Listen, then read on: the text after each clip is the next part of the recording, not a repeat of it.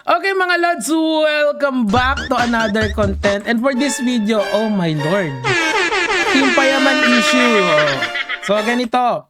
Ngayon, ang Reddit kasi, source lagi yan ng chismis. Okay, hearsay, gossip. Hindi ito isang news outlet na nagfa-fact check ng mga bagay-bagay.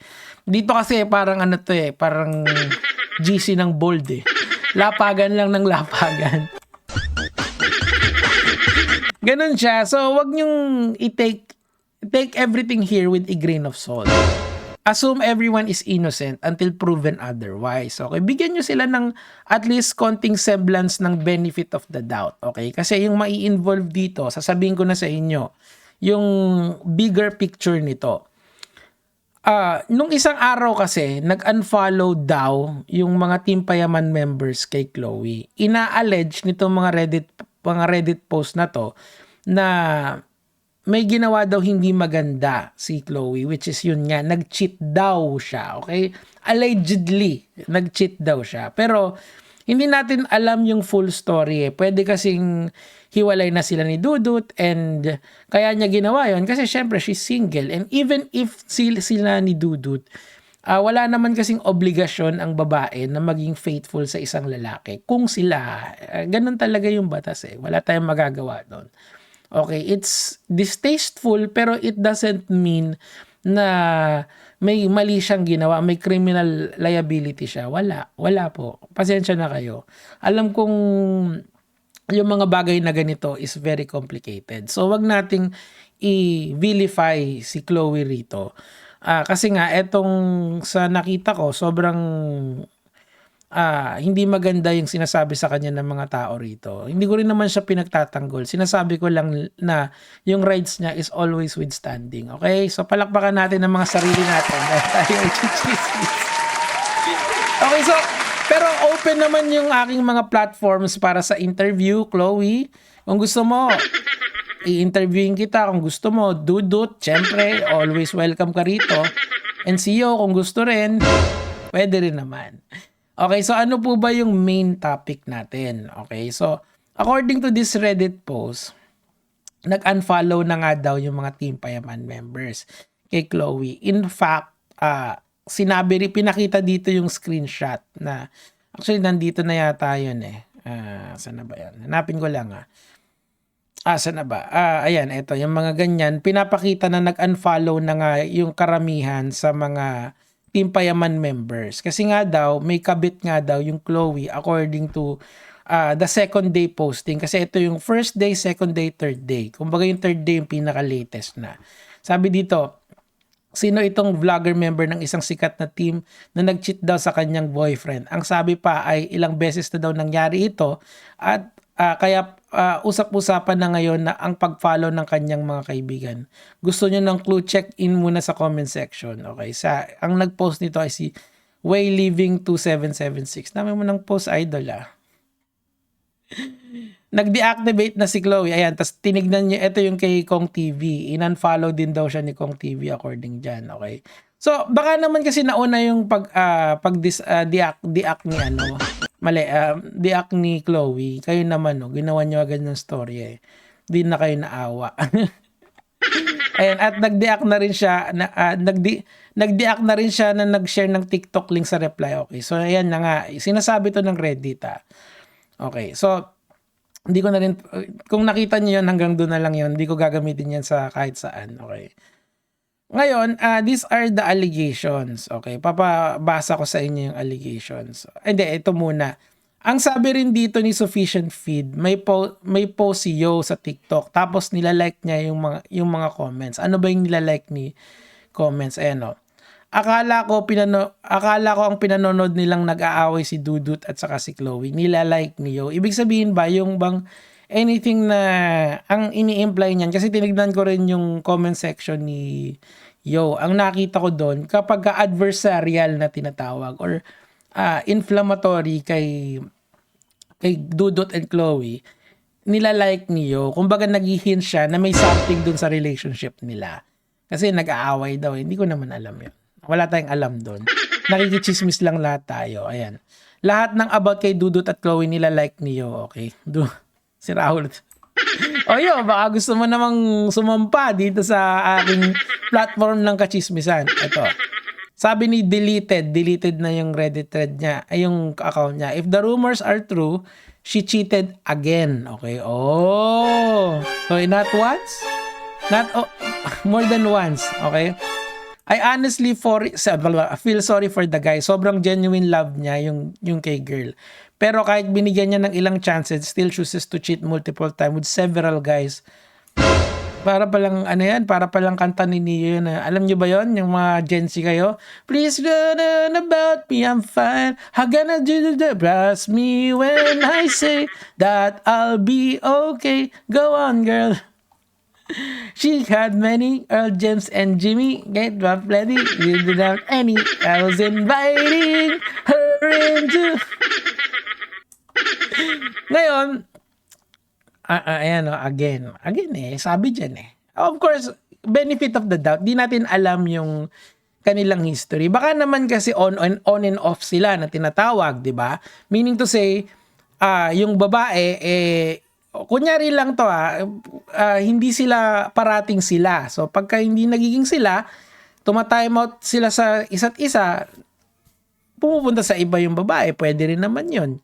Kasi meron din naman ditong sinabi na dito, babasahin ko rin mamaya para fair lang tayo. Ito, sabi ni Bien na pinost ni Not So Love. Of course, hindi natin alam kung talagang screenshot to ni Bien kasi my day yan. Stop playing the victim in situation you've created and then flip the story to manipulate people to think you're innocent. So, hindi natin alam kung si Chloe ba yung pinatatamaan niya dyan, in fairness sa kanya. Ayan na nga, si Chloe Dims, nag-disable na nga, deactivated na daw siya. Sabi ni Goal-Driven88, sadly, Chloe cheated. Di natin alam yan. Give benefit of the doubt. Pero, of course, ang point ko rin dito kasi, yung opinion niya lang yun. Wag kayong hindi yan facts, okay? Ano yan, may FOAF as, ano yung FOAF? Nagsabing na-hook niya si girl, may pamilya yung guy, may-ari ng resort. Ayoko nang basahin yan. Pero FISAM603, bukas ang tanggapan ng ND.GG para sa iyong latest showbiz happening.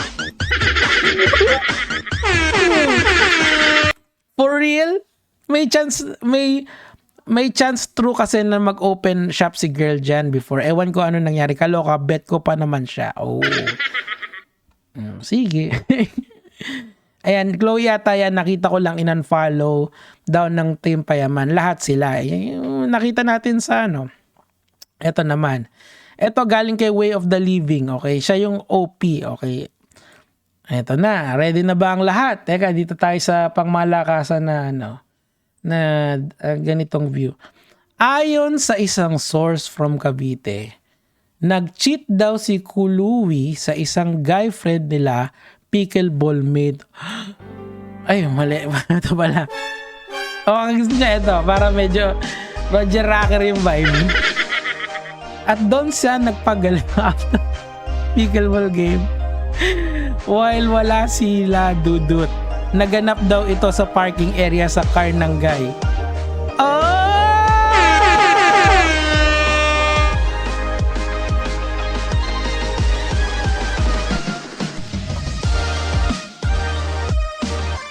Carbon pala. Siyempre, hindi yun totoo. I deny.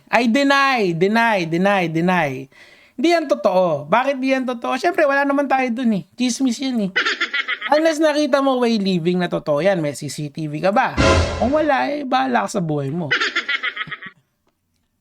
So, ito yan. Kita nyo. Op. Ayokang pa. Moral of the story. Tangina talaga ng mga cheaters. Sana magkasakit kayo. Sabi ni Cheese is superior. Malay ba natin? Malay mo, wala na sila ni Dudut dyan. Hindi natin alam yan. Wag tayong asumero. Ito. Feeling ko hindi yan si Chloe Dims. Tingnan mo kung nasa IG pa siya. Sino ka ba, Way of the Living? Parang ano ka?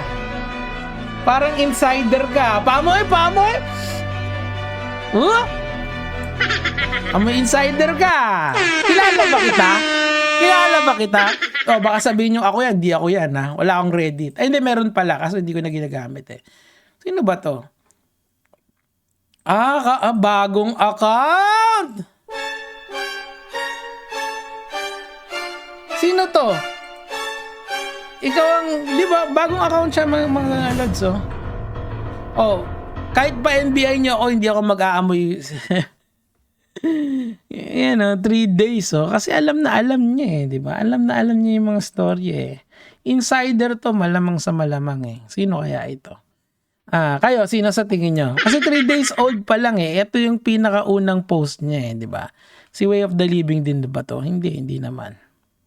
Si Vegetable Sad, ano to, eh. Hindi, ito si Way of the Living. Ibig sabihin, kagagawa lang ng account. Kayo bahala kung sino yan, okay. Hindi ko naman din nakakausap na sila kung matagal na, as in taon na.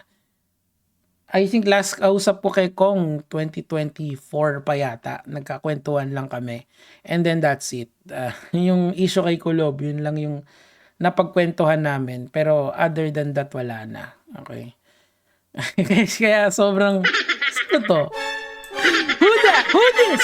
Eto. Meron din namang against kay Dudut. For the sake of fairness, babasahin ko. Lol, nung nasa call center pa si Dudut, kalat at may mga nakakitang isa na ako doon na may nilalandi si Dudut na may nakalaplapan pa nga. Tingin?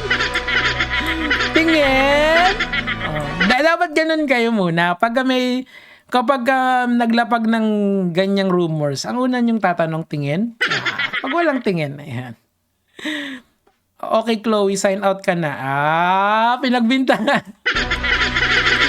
Buti na lang si RC lang kilala kong TikToker vlogger, the resto. Sino ba si RC yan? Deleted na. I have a hunch na may chance na mag-cheat before. Okay, so meron din allegations dito na nag-cheat din si Dudut. Kaya siguro justified yung ginawa ni Chloe. Pero ako sa inyo, kasi nga, wala kasi talagang batas na nagpoprotekta sa lalaki pagdating sa cheating ng babae. Kumbaga, let's just take it on the chin. Ganun talaga siya, eh. Mas lamang lagi ang babae pagdating sa relasyon. So, kung nag-cheat, okay naman, eh. Hindi naman kasi pinapatulan na si Chloe, di ba? Parang, besides this, wala na, eh. Hindi na naman yan lalaki pa unless may magsalita. Kung ako sa inyo, magsasalita ako. Magsalita na para wala akong kita. Wala masyadong issue, eh. Yung politika ko, hindi nyo naman binibili. Mga yawa kayo. Bagay na, magsalita na kayo. Content na ako, eh. Okay lang yan. Tapos isa pa, yung Way of the Living, parang yun yung spluker, eh. Ito, tingnan natin to. Si Winter. Ito, mukhang matagal na to. Reddit age, 2 minutes ago. Ano ba ibig sabihin nito? Kayo nga tumingin kasi hindi ako marunong nito, eh. Ay, hindi, mali. Ito pala. Ayan, ito, Reddit age 2. Tapos yung, kasi gusto ko malaman, ito si Winter Web yan, eh. Yung isa, si Way of the Living naman, 3 days ago. Tama ba ako? Reddit age. Ano ba ibig sabihin yung Reddit age na yan? Okay. Contribution 7. No? Hindi ko alam. Hindi ako marunong dyan. So, ang point ko lang dito, may presumption of innocence kasi lahat ng tao. That includes yung mga taong hindi nyo gusto.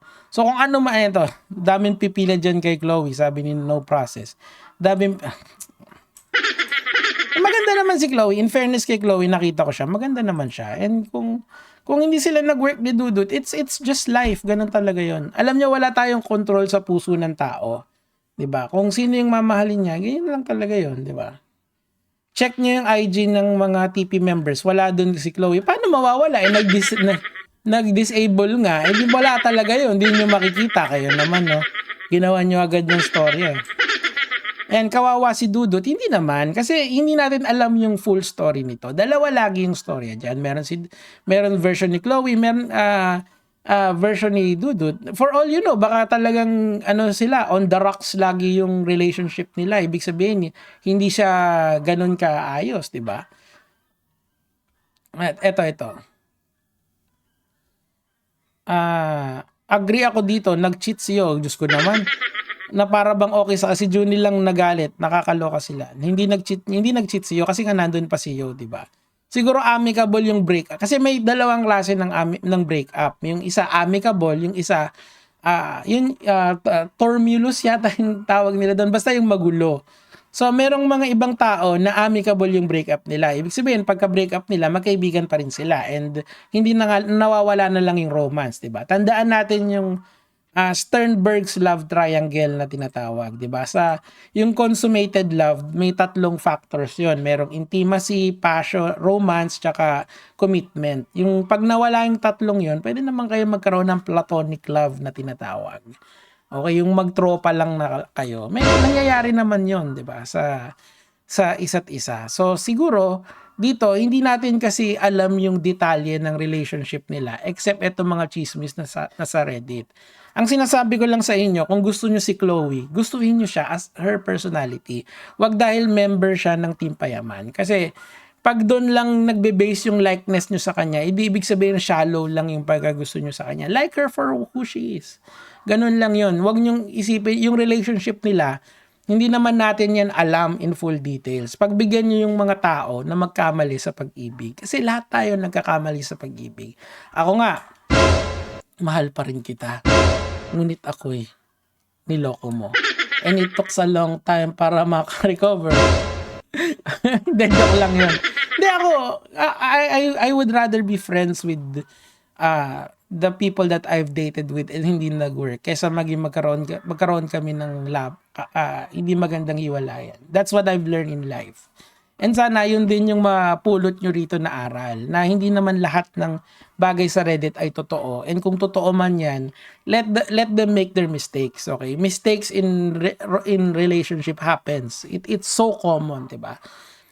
Whether she's a cheater or not, wala, labas na dapat tayo doon. And bigyan na lang natin silang ng chance mag-heal. And kayo, kaya nyo pinanonood to kasi gusto nyo pag-usapan to. And nandito ako para pumera.